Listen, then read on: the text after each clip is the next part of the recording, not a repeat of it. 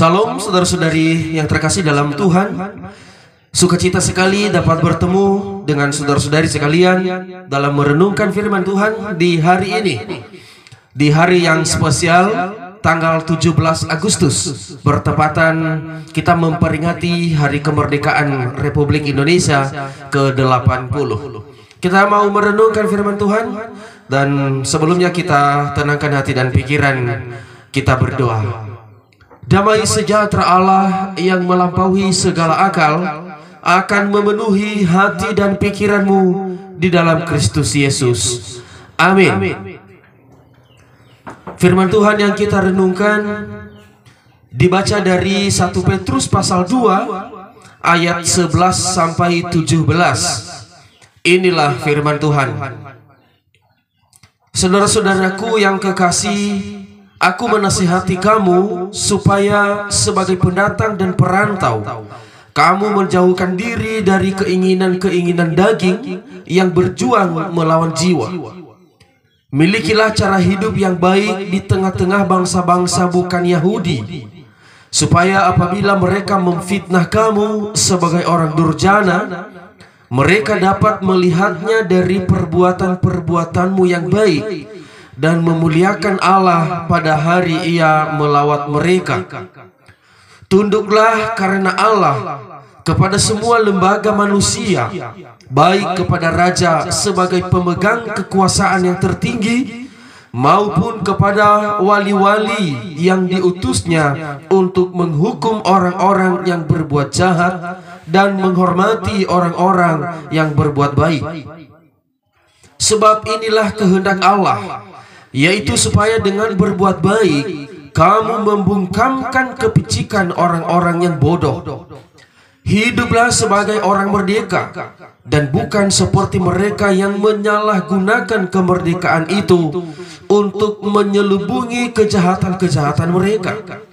Tetapi hiduplah sebagai hamba Allah. Hormatilah semua orang, kasihilah saudara-saudaramu, takutlah akan Allah, hormatilah raja. Demikian pembacaan ayat firman Tuhan. Dengan penuh semangat kemerdekaan, saya menyapa saudara-saudari sekalian dalam Tuhan, salam merdeka. Adapun tema firman Tuhan yang kita dengar hari ini ialah hiduplah sebagai orang merdeka. Saudara-saudari dalam Tuhan, berbicara soal kemerdekaan, kita teringat bangsa kita dulu pernah dijajah oleh bangsa lain. Saudara-saudari, yang namanya ada dalam jajahan berarti ada dalam tekanan, diperbudak. Kita yang bekerja, mereka yang menerima hasil. Kehidupan orang yang dijajah tidak bebas, tidak boleh melakukan apa saja. Tetapi orang yang menjajahlah semua yang mengatur. Tetapi saudara-saudari, oleh karena perjuangan para pahlawan kita, para pahlawan Indonesia yang terdahulu, maka Indonesia merdeka pada tanggal 17 Agustus 1945. Mulai saat itu dinyatakan Indonesia telah merdeka, yang sampai hari ini kita memperingati ke-80 tahun. Kita telah merdeka 80 tahun, kita telah terlepas dari penjajahan.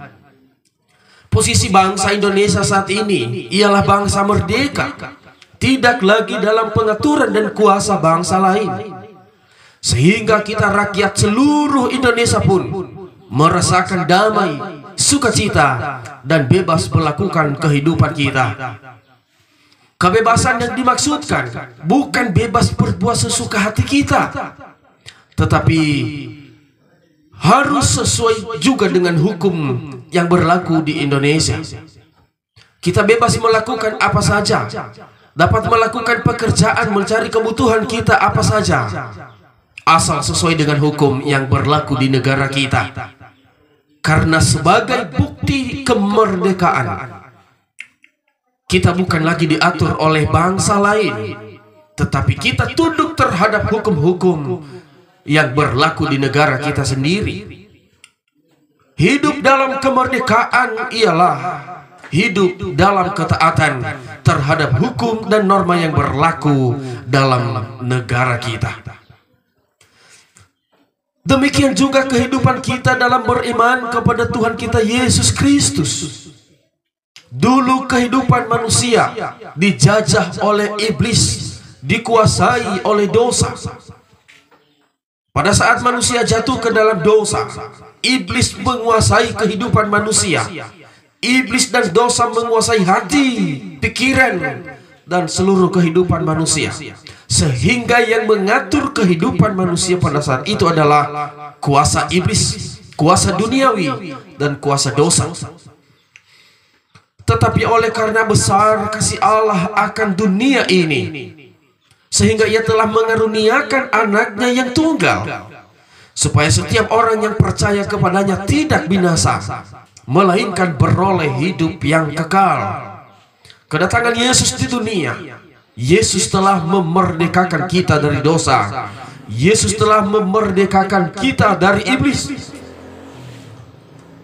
Sekarang kita hidup sebagai orang merdeka, bukan lagi di bawah kuasa iblis, bukan lagi berada di bawah kuasa dosa, bukan lagi iblis yang mengatur hati kita, bukan lagi dosa yang ada dalam kehidupan kita, tetapi kuasa Tuhan itulah yang mengatur kehidupan kita saat ini. Kita hidup sebagai orang merdeka, yaitu taat atau tunduk pada perintah Allah dimanapun kita berada. Seperti yang diingatkan Petrus terhadap jemaat Tuhan dari firman Tuhan yang telah kita baca. Ini disampaikan kepada jemaat Tuhan yang diaspora, yaitu jemaat Tuhan yang tersebar di berbagai kota, termasuk Asia Kecil. Mereka kebanyakan para perantau yang mengadu nasib ke tempat baru. Kehadiran mereka diterima dengan beragam sikap. Ada yang menerima, ada pula yang menolak secara tegas. Kepada jemaat-jemaat atau jemaat Tuhan yang sedang dalam perantauan pada saat itu, terutama hidup di negeri orang, pasti menghadapi banyak masalah yang sangat rumit. Persoalan yang sering ada pada saat itu, yaitu dari pemerintahan setempat yang anti terhadap aliran dan kepercayaan baru. Seorang kaisar pada saat itu selalu menghambat kegiatan-kegiatan yang dilakukan oleh orang Kristen. Persoalan terus muncul dari agama Yahudi karena mereka tidak setuju dengan pengikut Kristus. Karena itu Petrus perlu menulis surat untuk mengingatkan agar mereka senantiasa menyatakan sikap hidup yang baik sebagai pengikut Yesus dengan cara menjauhi segala keinginan daging. Mereka harus bijaksana di tengah-tengah bangsa yang bukan Yahudi. Hormat dan tunduk pada peraturan yang ada. Walaupun mereka dalam tekanan, tetapi mereka harus tetap tunduk pada peraturan yang ada pada saat itu. Menghormati para pemimpin negara yang diberi kekuasaan untuk menegakkan keadilan bagi orang benar, agar mereka terlihat berbeda dengan orang-orang sekitar mereka, agar mereka sifat, perbuatan, cara hidup mereka kelihatan berbeda dengan orang-orang yang di sekitar mereka. Mereka harus menunjukkan sikap yang baik, sikap yang hormat, taat, yang ramah dan baik. Karena hanya dengan cara demikian mereka membungkam kepicikan orang-orang bodoh, agar orang-orang dapat mengerti atau mengenal Kristus. Jemaat Tuhan hidup sebagai orang merdeka dan bukan seperti mereka yang menyalahgunakan kemerdekaan untuk menyembunyikan kejahatan-kejahatan mereka. tetapi supaya mereka hidup sebagai hamba Allah. Petrus mengingatkan kepada jemaat Tuhan yang di perantauan bahwa mereka memang telah merdeka, tetapi supaya mereka hidup dalam kemerdekaan yang sungguh-sungguh telah merdeka, yang taat tunduk, tetap baik, dan tetap memuji memuliakan Tuhan. Bukan seperti mereka yang menyalahgunakan kemerdekaan, yang hanya untuk menyembunyikan kejahatan-kejahatan mereka. Mereka menggunakan kemerdekaan kebebasan tersebut untuk menyembunyikan kejahatan mereka. Harapan Petrus harus berbeda. Mereka orang-orang jemaat Tuhan yang ada di perantauan saat itu, mereka menggunakan kemerdekaan dalam sikap hati yang baik, tunduk kepada pemerintahan, dan tetap setia mengikut Tuhan. Saudara-saudari yang terkasih dalam Tuhan, kehidupan kita saat ini juga adalah hidup sebagai orang merdeka. Kehidupan kita saat ini harus hidup sebagai orang merdeka, yaitu harus berbeda dari dunia ini. Saudara-saudari, dunia ini adalah tempat iblis mencari mangsa. Sering diistilahkan dunia ini adalah gelap, karena memang dunia adalah tempat dosa. Dunia adalah lapangannya iblis untuk menyesatkan manusia. Dunia adalah lapangannya iblis untuk membangun kerajaannya. Kita sebagai orang merdeka, sebagai orang Kristen, harus berbeda dari dunia. Orang Kristen adalah pendatang di dunia, bukan asli penduduk dunia. Jika kita melihat dari 1 Petrus pasal 1 ayat 17, kita adalah pendatang, perantau di dunia ini. Karena memang orang percaya adalah warga kerajaan sorga, warga kerajaan Allah. Setiap orang yang telah percaya kepada Yesus, beriman, menerima Yesus sebagai Tuhan dan Juru Selamat, maka ia adalah berasal dari sorga. Ia adalah warga kerajaan sorga. Ia adalah warga kerajaan Allah.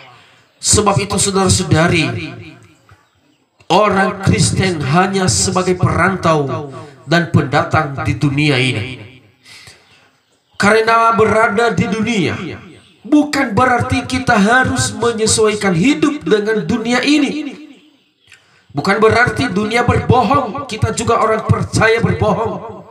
Orang dunia berdusta, bukan berarti orang Kristen juga berdusta. Orang dunia berpesta pora, bukan berarti orang Kristen juga ikut berpesta pora. Orang dunia mengejar harta. Inti kehidupan orang duniawi adalah harta duniawi, kekayaan. Bukan berarti kehidupan orang Kristen sama, karena memang bukan itulah tujuan utama orang Kristen yang percaya kepada Tuhan. Tetapi tujuan hidup orang Kristen yang percaya kepada Yesus adalah mencari kerajaan Allah terlebih dahulu.